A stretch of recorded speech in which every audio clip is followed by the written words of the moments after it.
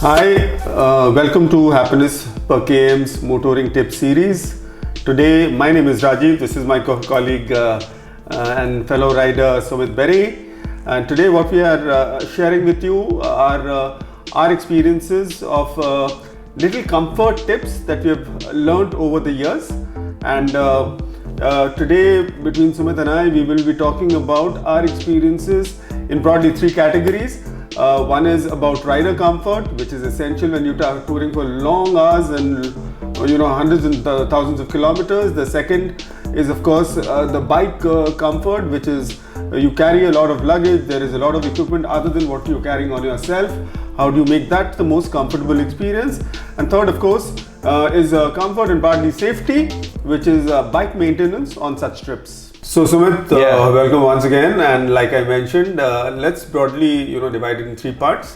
One is the rider comfort, which is what we carry on ourselves for long journeys. Second is what we carry on the bike, and third is of course how we maintain the bike to ensure safety and comfort. So let's start with personal comfort first. Okay. Why don't you share with us your experiences and what you use and utilize in your long journeys? Okay, Rajiv, I would start off with a cooling vest first, okay? Because I cannot stand heat. So this is something which I bought and I used it twice and it's quite good. So this is what a cooling vest is. Looks like this. Okay, so now what you need to do, you need to soak it in water for 15 minutes. Right, in a bucket of water before wearing it. You soak it in and take it out. And then after 5 minutes, you need to wear it over your jacket. Whatever armored jacket you wear, you need to wear it over that, or under it also you can wear. All right. So you don't wear it on your skin. Yeah, don't wear it on your skin because otherwise you'll have moisture rashes. Correct. So you wear it on your t-shirt over it and your jacket. So how long does this cooling effect last? 6 to 8 hours. 6 to 8 hours. Yes. That's a long enough ride, right? Of course. And after 8 hours, you're going to take a break anyhow. So you can dip it quickly again. Yeah. And use it. Yeah. It's very interesting. So what kind of temperatures does this sort of assist you in? Okay. Before the temperature, let me tell you, it is only good for dry weather. Right. Okay. Dry heat, not for your 38 degrees of humidity. You can't wear in that. So this is only good for dry heat. Okay. And there are a lot of options available in the market. This is what I bought from Triumph for discount, but otherwise I won't have spent this much money on this. But Bikerati, they've got something which costs about 4,900 something, and plus minus some discounts which any retailer would give you.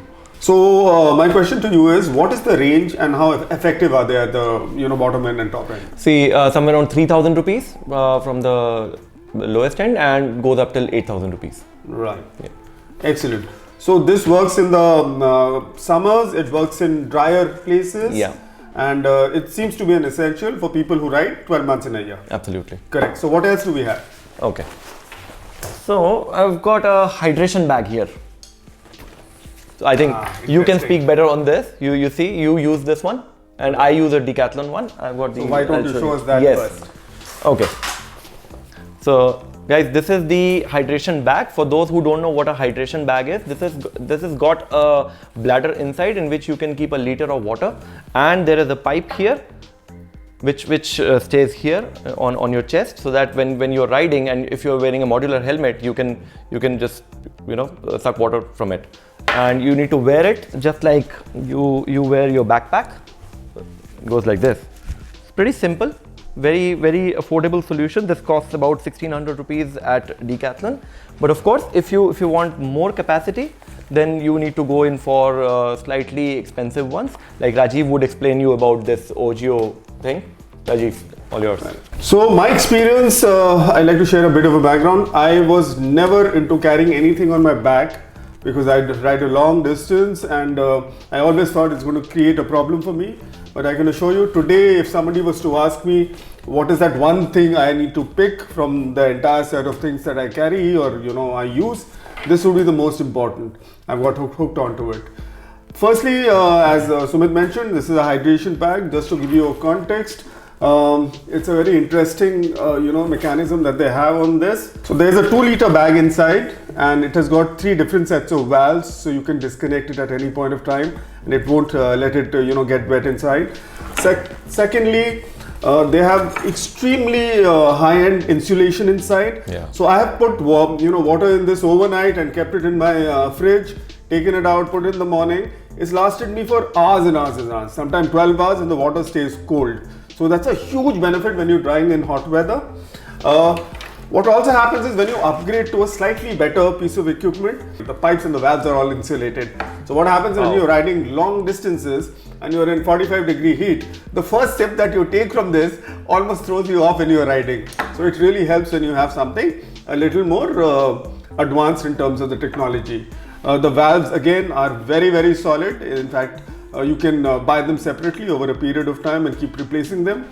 Why is it important? Because it's very important to stay hydrated in your trips, and especially given the COVID situation, when you're traveling, where you want to access water, what are you going to get, whether it's worth buying, and even when you're going to buy from some place, is that environment good enough for you to interact with people?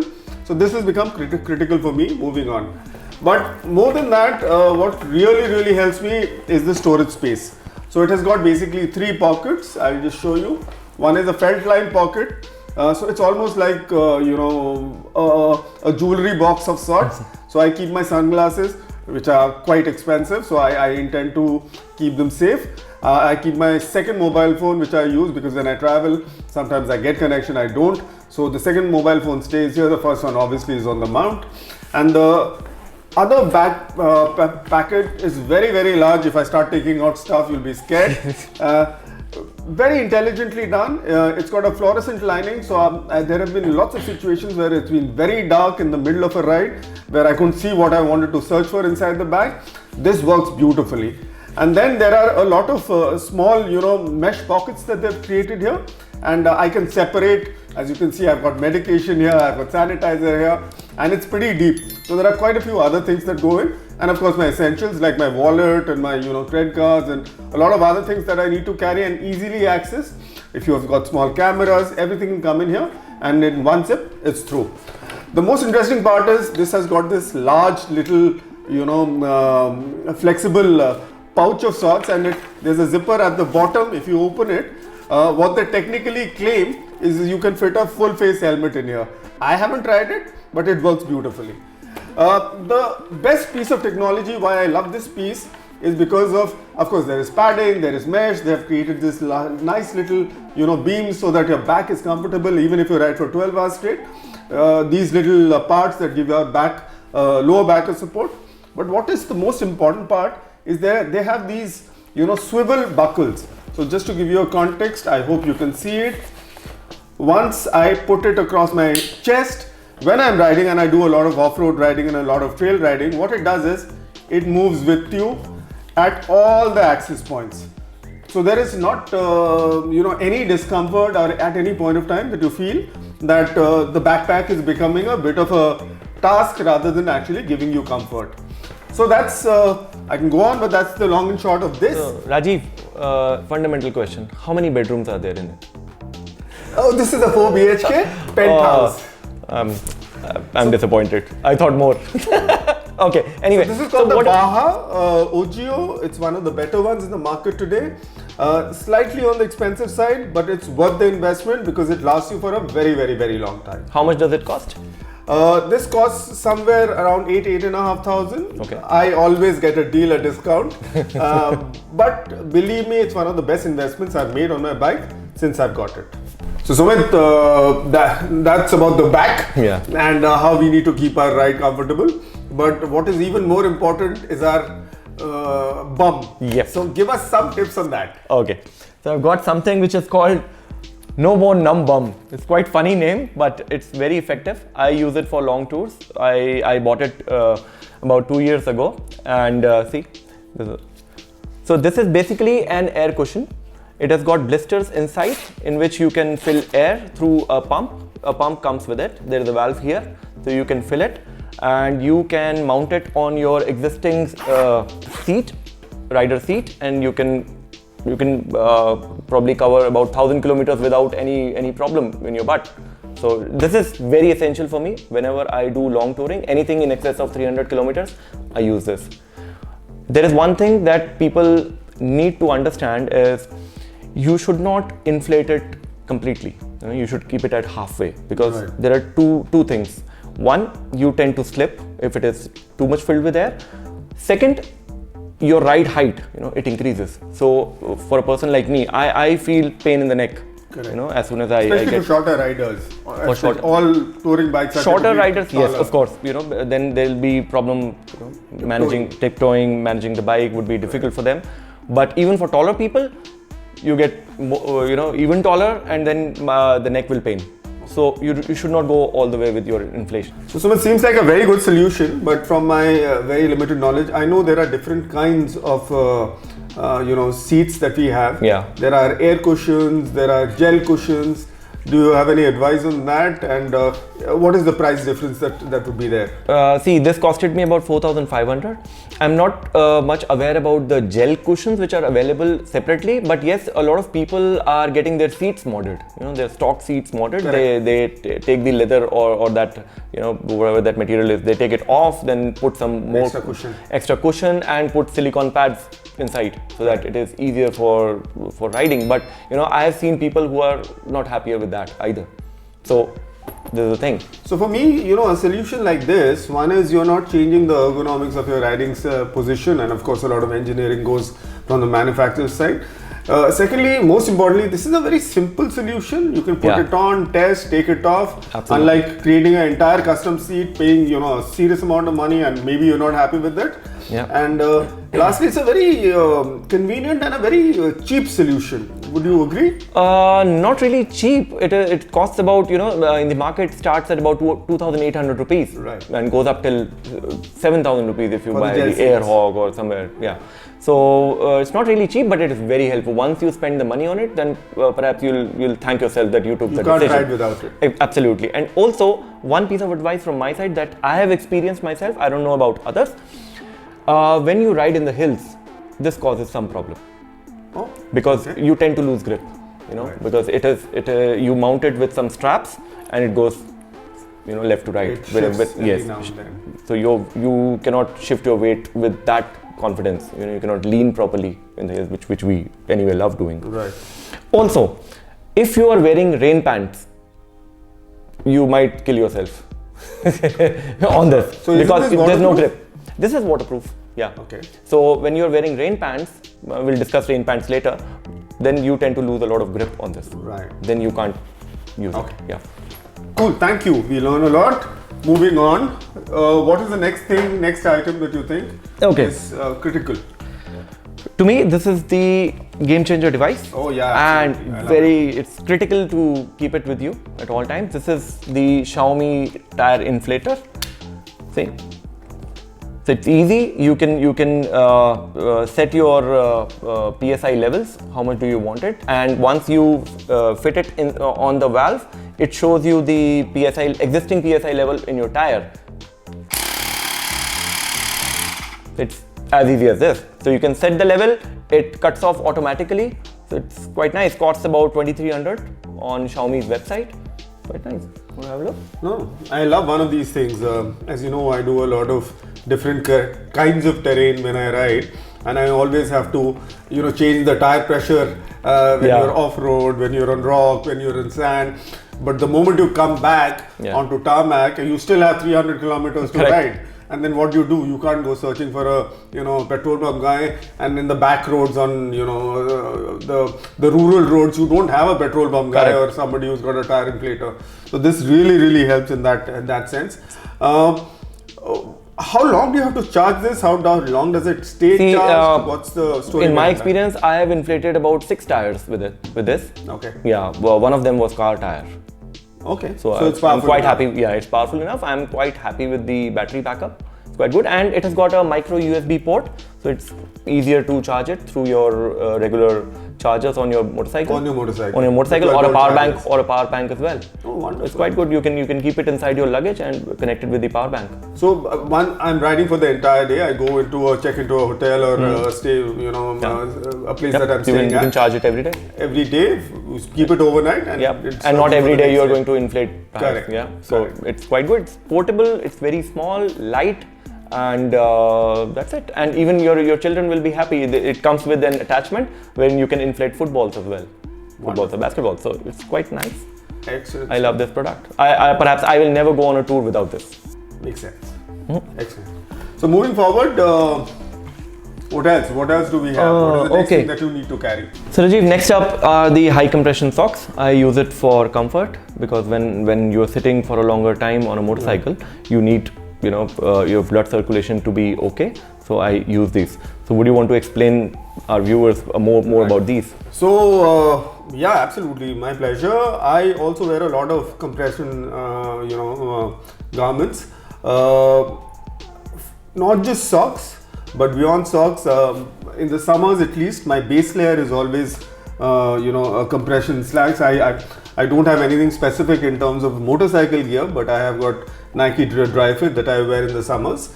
What it does is, it reduces muscle cramp, because muscle cramp happens for two reasons. Either you're fatiguing the muscle by doing or exerting it too much, or fatigue sets in because you're sitting for long hours, for long rides without moving, and your muscle doesn't flex or get exercise, so it starts cramping again.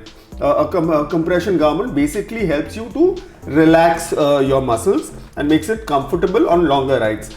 The other thing it does is, if you go for the high end, a good garment will keep you cool in the summers by absorbing your sweat and making it ventilated. But in the winters, it will actually provide you warmth. So this actually makes a lot of sense. Yeah. The socks, if you want to get trousers, I wear these kind of trousers and they become very, very uncomfortable, especially in the summers. So I keep a base layer of slacks and a t-shirt. So incredible stuff. What is the price range of something like this? These cost about 400 rupees. Excellent. Good investment. Yep, very good in fact. Next one, sir. Now let's talk about rain pants. Okay. So Rajiv, I normally don't ride much in rain, but sometimes you don't get to predict the weather, and you're in the mountains or anywhere, it rains. So I always keep this in my luggage. So you can wear it over your regular pants, so that whenever it pours, you are dry. Right. No problem at all. And it has got a zipper here, so you can wear it over your boots as well. And it's got some amount of elastic also, so you can wear it over the boot and zip it down so that it stays tight. So even your feet are protected. So Sumit, I noticed this is from Quechua. Yeah. So this is not specific to motorcycling. No, it's not. So what this really does for us riders is it gives us two levels of protection. The way you would typically use a wind cheater, it protects you from wind, cold air blasts when you're riding, especially in the winters up north. And it also protects you from any kind of water, be it rain, or you're riding through a river crossing. It comes of extreme use. What I love most about this is if you go for a complete waterproof motorcycle riding pants, it costs you a bomb. All you need to do is buy a normal standard set of riding pants which are comfortable for you, which give you safety at the key places. And if you just slip this on over it, as a combination, they are about tens of thousands of rupees worth of waterproof Gore-Tex. This costs only 699. We are cheap. Okay. So Sumit, when you get up in the morning and you have a long day ahead of riding, I would presume you start with some kind of an underlayer depending upon the weather or the terrain that you're riding on. Yes, I do. I use a set of base layers. I'll show you the top and the bottom. So this is what I use. This is the bottom. Right. It is very snug. It stays, in very, very tight with your skin. Right. And it's warm. It has got felt lining inside. Right. And in extreme cold, like when you're riding in fog or 4 degrees or 5 degrees in the morning, it's quite helpful. You can wear it under your pants, and also this does the similar job, and it keeps air from entering from your wrists. It's that tight. So they also call it a skin. Right. It's quite handy for winters, and I wear normal t-shirt above it and my regular winter jacket. Right. In my experience, one is the weather part of it. Of course, you can always invest in expensive jackets and pants and so on and so forth. But for me, this is a very critical comfort garment. So as of right now, if you see, I have a base layer under this, I have a base layer under this. My experience has been when you start wearing these kind of trousers and jackets, they are very rough in terms of texture because they're meant to do a job. Yeah. They are abrasion proof and so on and so Correct. forth. So initially when I used to wear this, every ride I used to come back with a sore patch on my knee. That happens. And the moment I started wearing these base layers, my level of comfort grew. So therefore I was riding further, I was feeling more comfortable, and I was riding more safer because there was no discomfort in my mind. So it plays a very, very large role. True. Correct? So what are we moving on to next? Okay. So we will talk about the liners, for the gloves. Right. There are people who don't have or don't want to buy different sets of gloves for different weathers. So this works really well with your mid-season gloves. Like you yourself use Alpine Stars Outdry, I believe. Right. Yeah. So if you wear these under your mid-season gloves, so you are ready for the winter. I used it last year on my Rajasthan trip. It was quite cold and I was doing well with these. It's quite nice. It is made of merino wool, very thin, doesn't cause you any discomfort. The only thing is, after 3-4 hours of riding, its seam must, it may hurt your fingertips.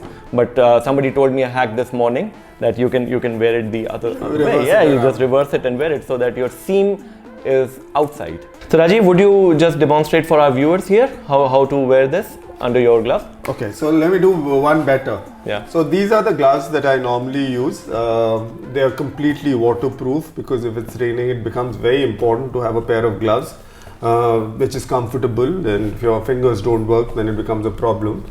And it's a full gauntlet, right? So it keeps you safe from all kinds of weather elements.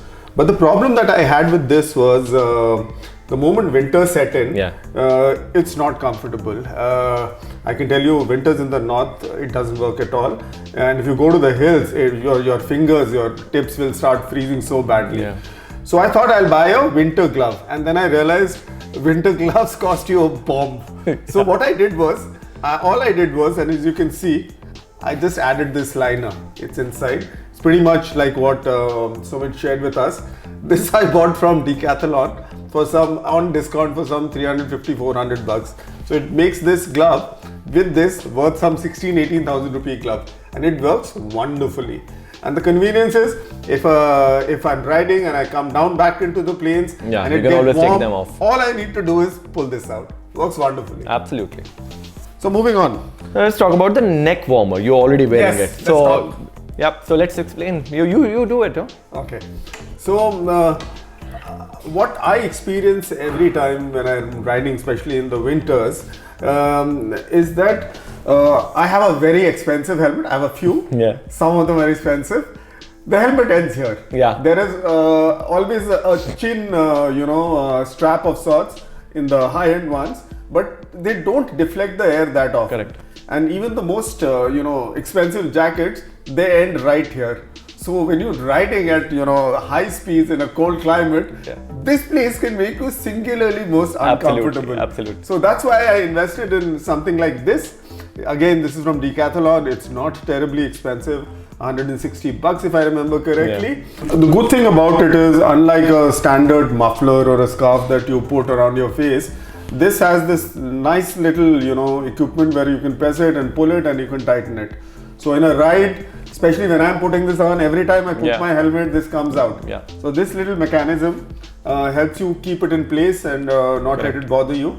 But most importantly, what it does for me in today's time is that because of the COVID restrictions, all I need to do is to cover my face and it works fabulously. So Sumit, I mentioned about the fact that I've got lots of helmets and there are various kinds of, eye protection that I get with each different helmet. Yeah. But what I realize is some of the high-end helmets don't give you the dark black, the secondary visor because I would presume they feel it's not safe enough, right? But when you're riding long distances, a person like me finds it extremely inconvenient because the level of sun since the morning till mid-afternoon changes dramatically. Correct. And I can't keep changing my sunglasses, keep putting it on, and I don't have the visor.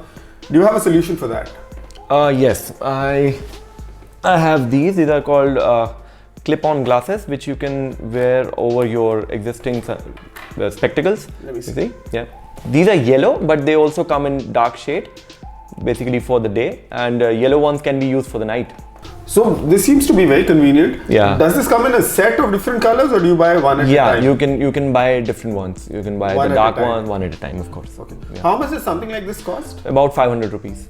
That's extremely, And again, cheap for that matter. And again, you can buy these from Decathlon. The cheapest glasses you buy with lenses cost you at least a few thousands, and the really expensive can go into lakhs for that matter. It's a very, very good investment, I think. And now that we are talking about sunglasses and clip-ons, you know what I do? I buy a cheap pair of sunglasses which I use only for a particular tour. Cost about 350 rupees or 400 rupees from Decathlon. They are UV protected. Does the job very well, because when you are on a motorcycle tour, you tend to scratch your sunglasses way too often. Right. So at that time, if you're wearing something expensive like an Oakley or something, then you'll curse yourself. So I use those, I use it once and then I throw them off. So it's quite nice. So ladies and gentlemen, the lesson to be learned here is that somebody who's got all this stuff also looks at the price sensitivity once in a while. So Sumit, ease of access becomes very, very critical for a few things. We discussed about the hydration pack, and I showed you that there are certain compartments there. But for weekend rides or breakfast rides, or my breakfast rides end up being 300 and 400 kilometers anyway. But every time I don't want to carry something on my back or put something in my top box. Is there a more simple and more convenient solution for something like that? Something like my wallet and my bike papers, a hand sanitizer these days, stuff like that. Yeah. Like Rajiv, last week you told me that you don't like wearing long touring jackets with deep pockets. I find them pretty useful. For people like you who don't like wearing longer jackets, there is a waist pouch that I have here. See? Wonderful. So you can wear it, as the name says, waist pouch. You can wear it around your waist, and you have easy access of all the things that you want. Oh, wonderful. So this is from, I think, Yatra. This looks very interesting. This is obviously adjustable, and there seems to be a single tightening, mechanism lock. So when you're sitting, and you can just pull this and make it fit to your waist. That's quite good. It's very, very convenient. Seems to be safe and robust. This is the reverse fanny pack, right? So you have a mesh pocket here. You can keep stuff like your phone and your glasses, things that you need easy access to. And there are two fairly large compartments inside in case you want to keep your bike papers and your wallet and your phone and other things inside. Very, very convenient if you don't want to carry a bag or anything big with you. So that's one good thing. So since we are reducing the quantum of luggage from backpack, we came to waist pack. But sometimes I'm just going to a friend's house, like I rode down to your place today. I don't want to carry anything. But what do I have? I have my keys and my little flashlight, and I have my basic small pen knife that I carry and stuff like that. I'm sure you have a solution for that too. Of course, I use this, and there's a carabiner key holder. You can hook it up on your jacket. I use it for other purposes as well. Like I always carry two keys with me whenever I'm touring. I keep the duplicate key also. So I keep one key in my the upper pocket that stays in my jacket always, and the for my main key I use this. I hook it up on my jacket, and whenever I am taking a break or something, I take the key off and hang it here so that I don't have to look for pockets. Look for my keys in my pockets. Makes sense. Yeah, it's very helpful. Small device, small tool. It's quite good. So it's actually beyond immediate convenience. What I have used this for, not this one, but something a little bigger and sturdier. I've actually towed bikes and jeeps with the carabiner. Wow. Because what happens is you have a tow strap. The tow strap typically doesn't have a hook at the end, so there's a loop at the end. And there have been times when I didn't carry a tow hook, and that's when something like this just came into play. And instead of tying and knotting a strap around the front of the bike, you can just put the loop inside and put it on a hook, and that's how it works. So multi-purpose and very, very useful. And also guys, there are some brands who are making it with the combination lock as well. Correct. So you can use it for locking things also. So thank you for sharing all your equipment and all your experience. We really appreciate it. But what I would like to add is always try and take a cap with you, because when you're not riding and you're out in the summers, this little piece of equipment helps you in a lot of situations, and it looks good, right? But having said that, Sumit, there's a sea of equipment and we can't carry everything at all points of time, and I'm sure some of our younger viewers and riders, they do not have the luxury of investing in so many things immediately. If I was to ask you to point out one or two critical things that you believe you can't live without on a ride, what would those two things be? Okay, I would pick the air cushion, one, and the, where is this, the tire inflator. One. For my tours, I won't leave without these two things. So one becomes comfort, the other becomes safety. Absolutely. Both together are of course convenience. Absolutely. Makes tremendous sense. What would you choose, Rajiv? Any two things? So what I would definitely not go without is my hydration pack, because if there's no fuel in the tank and there's no water in my body, then I have a huge issue. And like I said some time back, this is become critical to my riding experience. What I use this for is to carry everything that I need. So you know, it's my safety bag, so to say. I can pretty much go out for days together with absolutely nothing but bare essentials in this bag and my bottle of water.